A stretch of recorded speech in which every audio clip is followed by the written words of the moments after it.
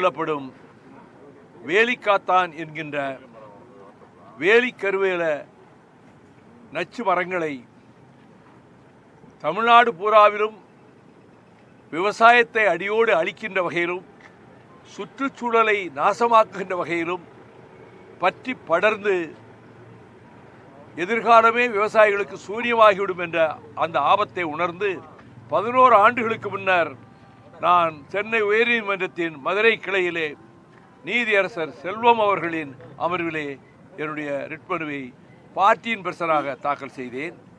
Justice செல்வம் அவர்கள் மிகுந்த அக்கறை எடுத்து இது தமிழ்நாட்டிலிருந்து முற்றிலுமாக அகற்றப்பட வேண்டியது என்று அவர் ஆணை பிறப்பிக்கிற போதே தமிழ்நாட்டில் உள்ள எல்லா மாவட்ட ஆட்சித்தலைவர்களும் நேரடியாக இதிலே ஈடுபட வேண்டும், வருவாய்த்துறை அதிகாரிகளை ஈடுபடுத்தி அதே போல எல்லா ஜுடிஷியல் ஆஃபீஸர்ஸ் நீதியரசர்கள் நீதித்துறையில் உள்ளவர்கள் போய் மேற்பார்வை செய்ய வேண்டும், கண்காணிக்க வேண்டும் என்று சொன்னதோடு நீங்களே நேரடியாக உங்கள் கட்சியினுடைய தோழர்களை அழைத்து கொண்டு பொதுமக்களை அழைத்து கொண்டு நேரடியாக நீங்கள் ஈடுபட்டால் மற்றவர்களுக்கு அது ஊக்கமளிக்கும் என்றார். அதுபோல 9 மாவட்டங்களில் காலை 7 முதல் இரவு 7 மணி வரையிலும் கடப்பாறை ரம்பம் அதை வேரோடு கிள்ளி எறிவதற்கு தேவையான சாதனங்கள் அவற்றை வைத்துக்கொண்டு நான் ஈடுபட்டேன். கொளுத்தும் வெயிலும் கூட ஈடுபட்டேன். மிகவும் அதை வரவேற்றார். திரும்ப நான் நீதிமன்றத்துக்கு வந்தபோது பிறகு ஐடிஐ எங்கள் கவர்னர் மாளிகையை சுற்றி இருக்க இடத்துல இருக்க மான்கள்லாம் இது வேறு சீமக்கர்களை அகற்றிட்டா மான்கள்லாம் உயிரோடு இருக்க முடியாது என்று அறிவுக்கு பொருத்தமில்லாத வாதத்தை வைத்து ஒரு ஸ்டே வாங்கினாங்க. பிறகு அந்த ஸ்டே உடைச்சிட்டோம். சீஃப் ஜஸ்டிஸ் பெஞ்சுக்கே வந்துச்சு. நான் தொடர்ந்து எல்லா அமர்வுகளையும் போய் கலந்துக்கிட்டேன். இப்போ கடைசியாக நீதியரசர் சதீஷ்குமார் நீதியரசர் பரத சக்கரவர்த்தி அவர்கள் அமர்வில் வந்தது. கடந்த முறை ஏற்கனவே போடப்பட உத்தேசித்துள்ள ஆணைகளோடு இன்னென்ன திட்டங்களை எல்லாம் அதை செயல்படுத்த வேண்டும் என்று சஜஷன்ஸ் என்னுடைய ஆலோசனைகளை கொடுத்தேன். இன்றைக்கு நீதியரசர்கள் உங்கள் ஆலோசனைகள் அனைத்தும் ஏற்றுக்கொள்ளப்பட்டு இன்கார்பரேட் செய்யப்பட்டு விட்டது இந்த தீர்ப்பிலே என்று சொன்னார். அந்த முழு ஆணையும் கைக்கு வர இருக்கிறது.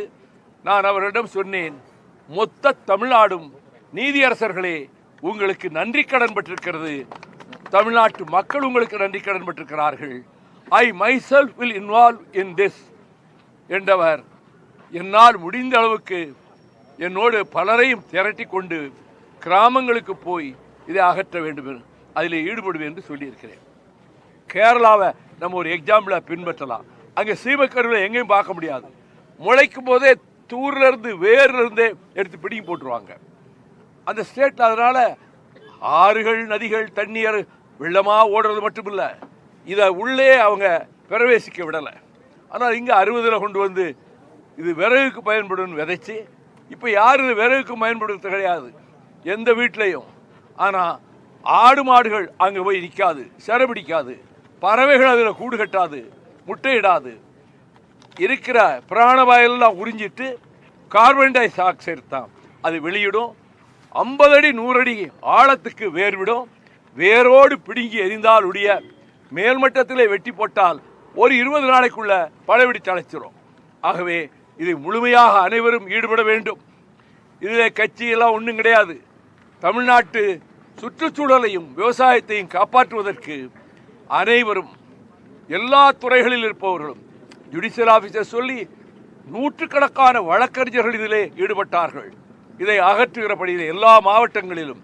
அதுபோல மீண்டும் ஒரு போர்க்கால நடவடிக்கையாக இதிலே தங்களை ஈடுபடுத்திக் கொள்ள அனைத்து தரப்பினரும், குறிப்பாக விவசாய பெருமக்களும் விவசாய தொழிலாளர்களும் தொழிலாளர் வர்க்கமும் தமிழ்நாடு பூராவிலும் இந்த வேலிக்கருவிலை அகற்றுவதற்கான அந்த தேவையான பணியில் தங்களை ஈடுபடுத்திக் கொள்ள வேண்டும் என்று தொலைக்காட்சி ஊடக நண்பர்கள், செய்தியாளர்கள், என்னுடைய அருமை நண்பர்கள் மூலமாக தமிழ்நாட்டு மக்களுக்கு, இதில் அரசியல் கிடையாது, ஜாதி மதம் கட்சி எதுவும் கிடையாது, இந்த செந்தமிழ்நாட்டின் எதிர்காலத்தை பாதுகாப்பதற்கும் விவசாயத்தை காப்பாற்றுவதற்கும் சுற்றுச்சூழலை பாதுகாப்பதற்கும் இந்த நீதியரசர்கள் கொடுத்திருக்கக்கூடிய அந்த யோசனைகளை ஏற்றுக்கொண்டு இதிலே தங்களை முழுமையாக ஈடுபடுத்திக் கொள்ள வேண்டும் என்பதையும் என்னுடைய வேண்டுகோளாக வைக்கிறேன்.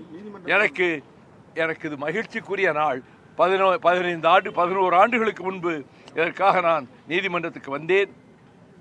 இன்றும் அவர்கள் தீர்ப்பளிக்கிற போதும் நான் வர வேண்டும் என்று தான் வந்தேன். அவர்கள் நல்ல மலர்ந்த முகத்தோடு இந்த தீர்ப்பை சொல்வதிலே அவர்கள் அவ்வளவு மகிழ்ச்சி அடைகிறார்கள் என்பதை கண்கூடாக பார்க்க முடிந்தது. இதை ஒரு தொடக்கத்திலே சொன்னது வார் ஃபுட்டிங் இதை செய்ய வேண்டும். தேர்தல் நேரத்திலே ஒருவேளை அதிக நாட்கள் அதற்கு நான் போக முடியாது. ஆனால் தேர்தல் முடிந்த பின்னரும் நான் என்னை பொறுத்தமட்டில் என் தோழர்கள் ஆங்காங்கு இதில் ஈடுபட செய்துவிட்டு நானே நேரடியாக களத்தில் இறங்கி இந்த பணியில் ஈடுபடுவேன் என்பதையும் நான் தெரிவித்துக் கொள்கிறேன். ஆமாம், அது ரொம்ப மகிழ்ச்சி அடைஞ்சாங்க. 39 டைரக்ஷன்ஸ் கொடுத்துருக்காங்க இந்த தீர்ப்பில். 39 ஆணைகள் வழிகாட்டுதல்கள் கொடுத்துருக்குறாங்க. அதுக்கு கமிட்டி போட்டிருக்காங்க. அதாவது பியூட்டி கமிட்டியில் யாருக்கா? இதற்காகவே நீதிமன்றத்தில் பலமுறை தீர்ப்பளித்த நீதியரசர் செல்வம் அவர்தான் இந்த செய்வக்கருவியை அகற்றுவதில் முழு அக்கறையோடு கவலையோடு எல்லோரையும் ஈடுபடுத்தியது. ஜுடிஷியல் ஆஃபீஸர்ஸை, கலெக்டர்ஸை, லாயர்ஸை ஈடுபடுத்தியது ஜஸ்டிஸ் செல்வம். அவர் ஒரு committee member. Justice Bharathidasan another committee member. 2 பேர் இது அக்கறை உள்ளவங்களை இவங்க நல்ல யோசனை பண்ணி இந்த கமிட்டியில் அதுக்கு தலைமை தாங்க போட்டிருக்கிறாங்க. ஆகவே இந்த பணியை தீவிரமாக செய்வதற்கு சென்னை உயர்நீதிமன்றத்தினுடைய மதுரை கிளையிலே 2 நீதியரசர்களும் கொடுத்திருக்கக்கூடிய இந்த ஆணையும் அவர்களுடைய ஆலோசனைகளும் தமிழகத்தினுடைய இந்த தீங்கான விசைச்செடியை டெமன், பல நாடுகளில் டெமன் தான் பிசாசுன்னு தான் சொல்றாங்க, இந்த பிசாசை அடியோடு வெளியேற்றுவதற்கு நாம் கங்கணம் கட்டி கொண்டு உறுதியோடு செயல்பட இருக்கிறேன் என்பதையும் உங்கள் அனைவருடைய கவனத்துக்கும் தெரிவித்துக் கொள்கிறேன். நீங்கள் இந்த வேளையில், மத்தியான வேளையில் இத்தனை செய்தியாளர்களும் தொலைக்காட்சி நண்பர்களும் வந்ததற்கு நான் மிகுந்த நன்றியை தெரிவித்துக் கொள்கிறேன். ஏனென்றால் உங்கள் மூலமாகத்தான் மக்களுக்கு செய்தி போக முடியும். மக்களுக்கு நான் வேண்டுகோள் விடுக்கிறேன். ஆங்காங்கே இப்பொழுதே நீங்கள் ஆரம்பிங்கள். வீட்டு பக்கத்திலே, உங்கள் தோட்டத்துக்கு பக்கத்திலே இப்பொழுதே உங்கள் வேலைகளை ஆரம்பிங்கள் என்று தமிழக மக்களை நான் கேட்டுக்கொள்கிறேன். ஓட்டெல்லாம் கேட்கல, இதைத்தான் கேட்டுக்கிறேன்.